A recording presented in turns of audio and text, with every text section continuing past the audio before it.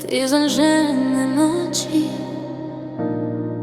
njene suze, njene borbe, a ti si je digao kad niko nije.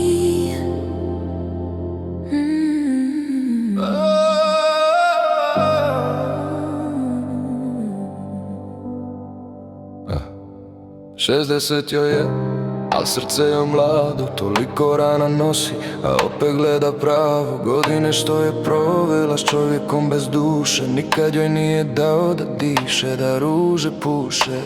Trpjela je tiho, da niko ne čuje dok joj se duša lomila gdje niko ne ruje. Ali Allah vidi i kada srce pukne, on je taj što zacjeljuje i kad ljudi neće.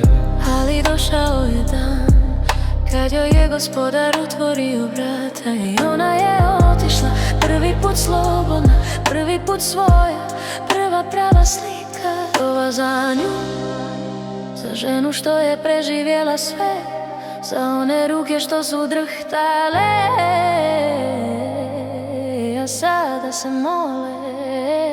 Allah joj je put otvorio kad je svijet zatvorio i danas stoji čvrsta, smirena, ponosno. Dova za nju, da joj svaki dan bude mir, da joj srce diše lako, da joj svaki korak bude lijep. Jer Allah kad te digne, niko te ne može slomit, ni prošlost, ni bolni čovjek što te nije znao volju. Hajde reci im, majko, kako si prošla pakao, kako si godinama šutjela dok te život udarao. Ali nisi pala, nisi ti od tla, Allah ti je snagu dao. To se ne kupi, to se da. Sada hodaš mirno, ko da nosiš svjetlo. Svaki tvoj korak sada kaže vrijedila sam eto. Vrijedila si po rođenju, oni to nisu vidjeli, al tvoja vrijednost bila je s Allahom zapisana prije ljudi.